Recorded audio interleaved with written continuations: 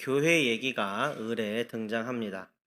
좋은 말이면 상관이 없겠는데 안 좋은 얘기일 때가 더 많아서 안타깝고 속상합니다.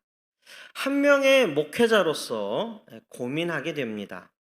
교회는 어때야 할까? 세상의 사람들이 교회를 많이 미워하는데 교회가 병들었다고 말하는데 그렇다면 하나님께서 기뻐하시는 건강한 교회는 어떤 교회일까를 고민합니다. 자, 오늘 본문 우리가 읽었듯이 에스겔입니다. 환상의 선지자 에스겔이라는 별명답게 에스겔서는 수많은 환상과 더불어 방대한 분량의 이야기를 우리에게 들려줍니다.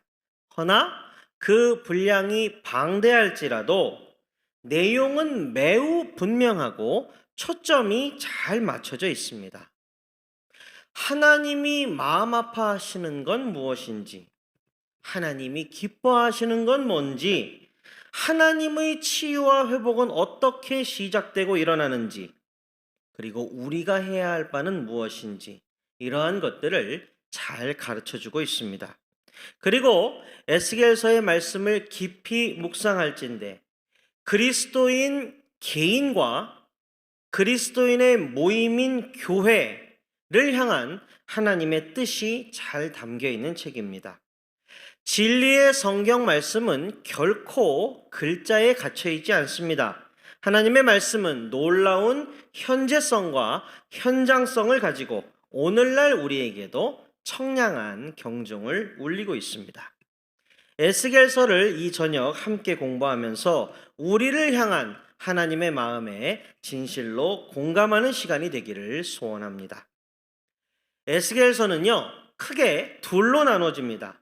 1장부터 32장까지는 비슷한 내용이 반복적으로 나열되어 있으니 바로 죄악에 대한 심판의 경고입니다.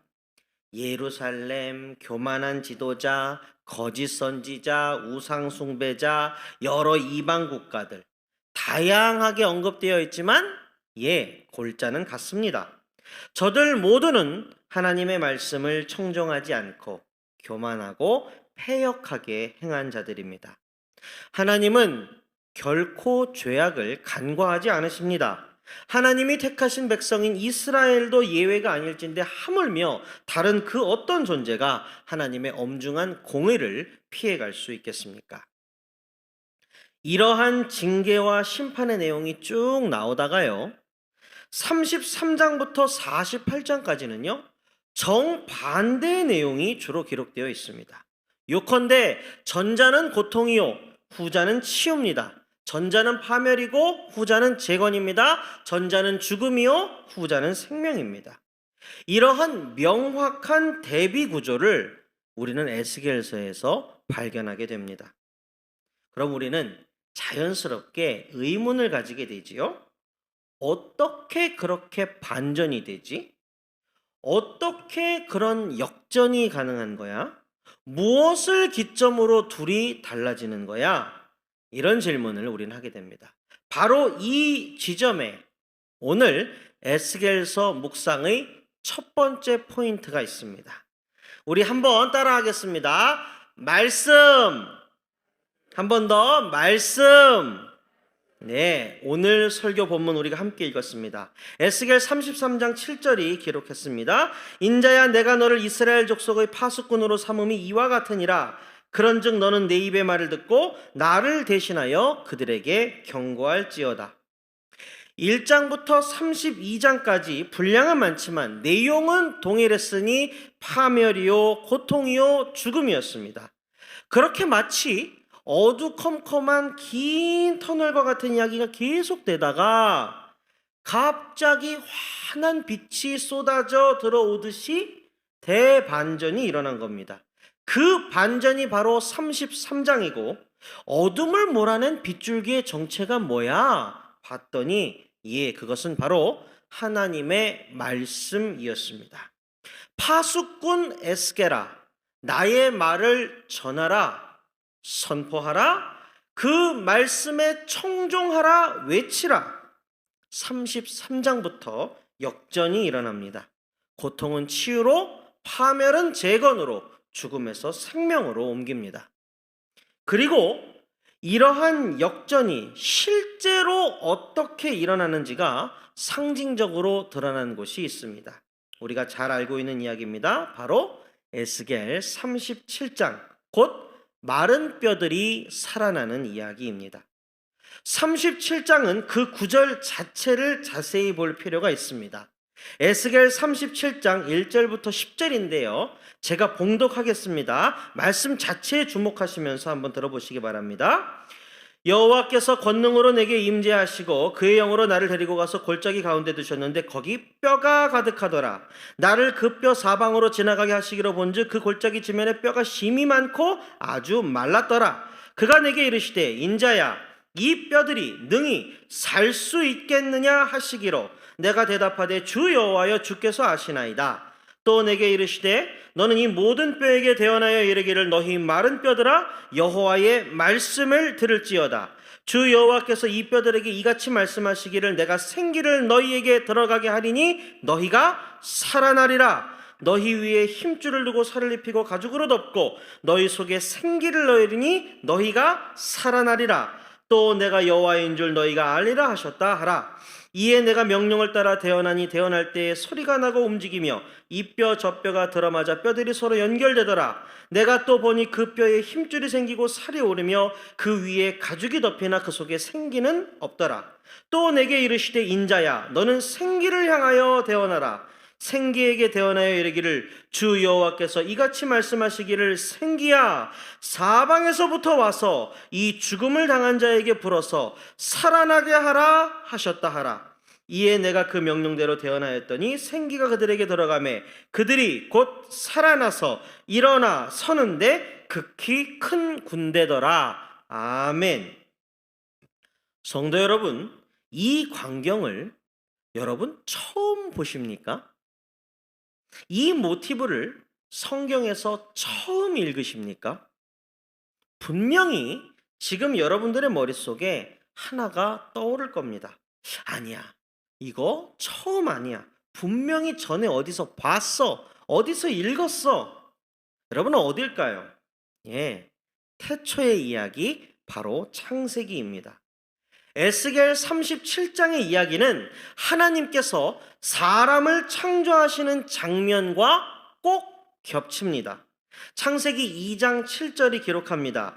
여호와 하나님이 땅의 흙으로 사람을 지으시고 생기를 그 코에 불어넣으시니 사람이 생명이 되니라.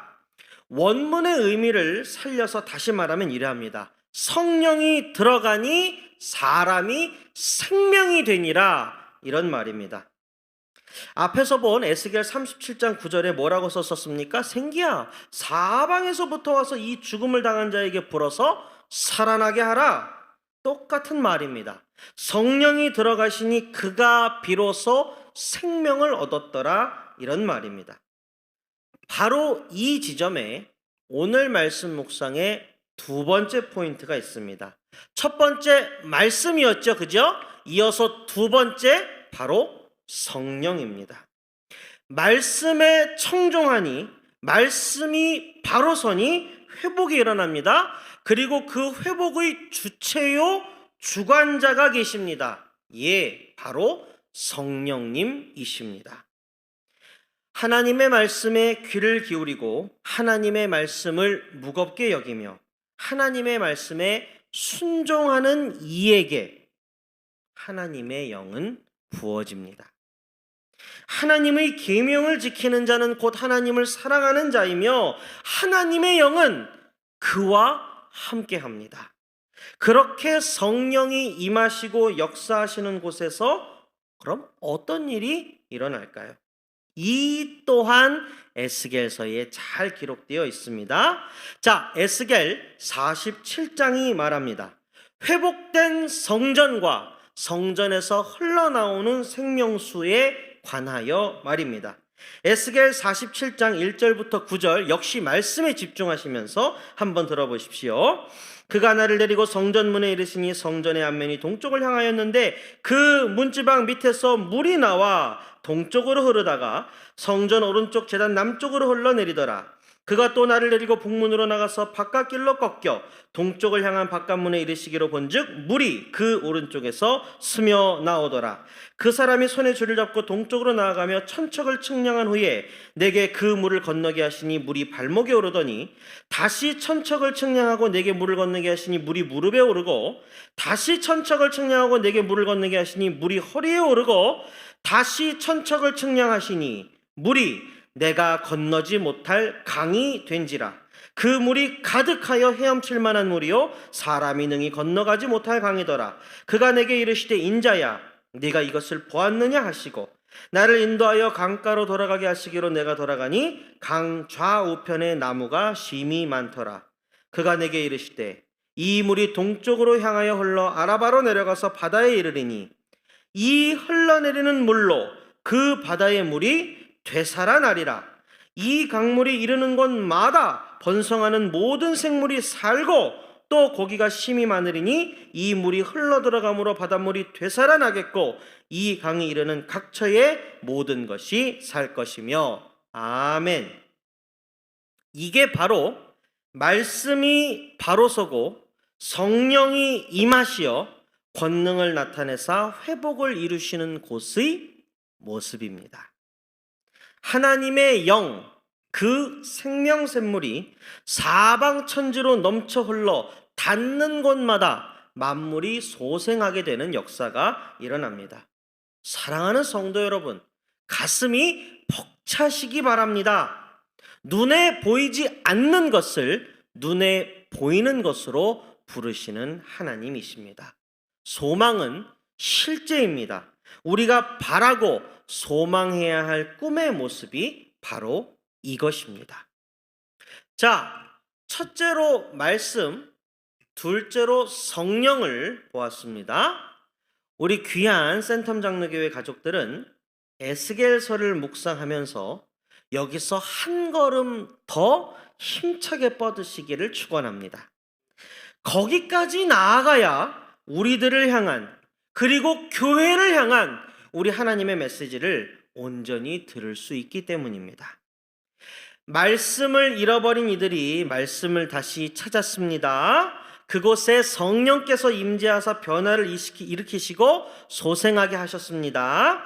우리가 해야 할 일이 하나 더 남았으니, 우리가 내딛어야 되는 걸음이 하나 더 남았으니, 그것은 바로 성령이 만물을 소생하게 하신다는 게 과연 구체적으로 어떤 모습인지까지 생각을 해야만 합니다. 여기서 우리는 예수님이 하셨던 말씀과 연결지어 볼 수 있습니다. 여러분, 예수님께서 공생의 기간 중에 많은 것을 말씀하셨고 여러 이적과 기사를 나타내셨습니다.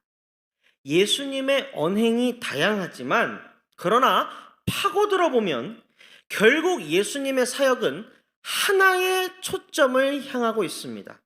그것은 바로 하나님 나라입니다. 예수님의 말씀은 결국 하나님 나라를 핵심으로 하고 있습니다. 하나님의 나라가 가까이 왔고 그 하나님 나라는 저기 멀리 있는 하늘나라가 아니라 지금 여기 이 땅에서 이루어야 하는 나라이다 라는 말씀이었습니다. 그래서 예수님께서 아버지의 뜻이 하늘에서 이루어진 것과 같이 땅에서도 이루어지이다 라고 기도하셨던 겁니다. 우리가 에스겔서 묵상의 마지막으로 내디뎌야 하는 걸음은 바로 이 하나님 나라에 닿는 걸음입니다. 요컨대 하나님 나라는 이 땅에서 구체적으로 어떤 모습이냐 하는 질문에 대답을 해야 합니다.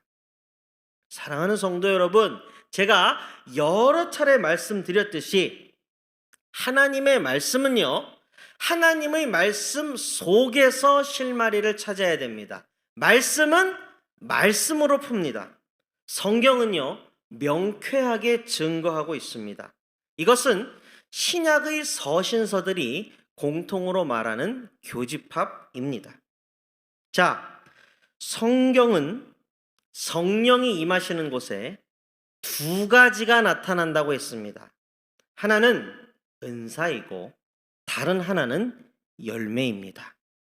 자, 이제 여러분들의 대답이 좀 필요합니다. 적극적으로 대답을 해 주십시오. 자, 성령의 은사는 여러 가지입니까? 아니면 하나입니까? 예, 여러 가지입니다. 자, 그럼 그 성령의 여러 은사들 중에 제일 위에, 제일 앞에 있는 최고의 은사가 무엇입니까? 예, 사랑의 은사입니다. 어쩜 이렇게 대답을 잘해 주십니까? 감사합니다. 자, 그러면 이번에 또 성령이 운행하시는 곳에 열매가 나타난다고 했습니다. 갈라디아서 5장에 여러분들 잘 아시지요? 자, 그럼 또 질문입니다. 9가지 그 성령의 열매 중에 으뜸의 열매가 뭡니까? 예, 역시 사랑입니다. 지금 우리 성도님들께서 대답하셨습니다. 이제 흩어져 있는 서말 구슬을 싹 모아서 한번 목걸이로 만들어 보겠습니다. 고통에서 치유로, 파멸에서 재건으로, 죽음에서 생명으로 역전시키는 게 처음에 뭐였죠? 말씀이었습니다. 자, 말씀을 되찾고 말씀에 순종하는 그곳에 누가 임하신다고 했죠? 성령이었습니다. 자, 성령님이 오셔서 무너진 곳을 수축하시고 상처를 치유하시고 죽음의 골짜기를 생명의 정원으로 소생케 하실진데 그 모습이 이 땅에서 어떻게 드러난다고요? 은사 중 으뜸이요 최고의 열매, 예, 바로 사랑입니다. 여러분, 말씀, 성령, 사랑. 한 번 더, 말씀, 성령, 사랑. 이것을 꼭 기억해 주시기 바랍니다. 서기관이 예수님께 물었지요. 최고의 계명이 뭡니까? 예수님의 대답은 모든 율법과 십계명의 기초가 되는 최고의 계명이었으니 마가복음 12장 29절부터 31절이 말합니다. 예수께서 대답하시되 첫째는 이것이니 이스라엘아 들으라. 주 곧 우리 하나님은 유일한 주시라. 네 마음을 다하고 목숨을 다하고 뜻을 다하고 힘을 다하여 주 너의 하나님을 사랑하라 하신 것이요. 둘째는 이것이니 네 이웃을 네 자신과 같이 사랑하라 하신 것이라. 이보다 더 큰 계명이 없느니라. 아멘. 앞에서 보셨듯이 재건된 성전에서 흘러나온 성령의 생명수는 사방으로 흘러 넘쳤습니다. 닿는 곳마다 생명이 피어났습니다. 성령이 운행하시는 곳에서 생명이 피어난다라는 말은 하나님 사랑과 이웃 사랑으로 가득 채워진다, 이 말입니다. 에스겔서는 우리 그리스도인 개인에게 또 그리스도인의 모임인 교회에게 진실로 도전이 되는 말씀입니다. 한 개인의 심령이요 하나님의 말씀으로 채워지지 않는다면 성경에 근거하여 말씀드릴진데 인간의 마음이 하나님의 말씀으로 채워지지 않으면 그 인간의 마음은 육신의 정욕, 안목의 정욕, 이생의 자랑으로 채워질 수밖에 없습니다. 하나님께서 무지하고 연약한 우리 사람에게 하나님의 통찰로 들려주신 그 사실에 우리는 귀를 기울여야 합니다. 그리고 그리스도인의 모임인 교회의 차원은 어떠합니까? 한 교회가 하나님 앞에 바로 서고 싶다면, 교회의 건강함과 영적인 부흥을 바란다면 다른 그 무엇보다도 우선 말씀에 있어서 철저해야만 합니다. 말씀을 대언하는 목회자들은 파수꾼의 책임감과 간절함을 가지고 진심으로 전심으로 하나님의 말씀을 대언해야 하며, 듣는 성도들은 날마다 만나를 거두는 심정으로 생명의 양식을 찾는 그 절실함으로 말씀을 사모해야만 합니다. 말씀이 회복되면요, 성령이 일하시기 시작합니다. 개인도 교회도 성령이 역사하실 때 비로소 변화가 일어납니다. 역사가 그 증거입니다. 3년을 예수님을 따라다녔던 제자들 보십시오. 예수님이 십자가에서 돌아가셨을 때 두려워서 모두 다 도망가 버렸습니다. 하지만 오순절 성령 강림 사건 후에는 어찌 되었습니까? 세상이 감당하지 못하는 용기의 소유자가 되었습니다. 그들이 모여서 이룬 초대교회는 그 어떤 세상 권세의 핍박에도 굴하지 않았고, 과연 구원의 방주요 진리의 보루로서의 역할을 충실히 감당하였습니다. 메마른 심령에 성령이 부어질 때, 갈피를 잡지 못하는 교회에 성령이 임하실 때, 바로 그때에 우리는 강한 용사요, 교회는 큰 군대가 되어서 이 땅 가운데에서 하나님의 나라를 이루는 분명한 목적을 가지고 힘차게 전진하게 될 것입니다. 자, 지금이 마지막 때다라고 다들 말은 많이 하는데, 이 세대의 증상을 가장 정확히 말씀하신 분이 바로 우리 주님이십니다. 주님께서 뭐라 말씀하셨지요? 마태복음 24장 12절이 예수님의 육성을 기록합니다. 불법이 성함으로 많은 사람의 사랑이 식어지리라.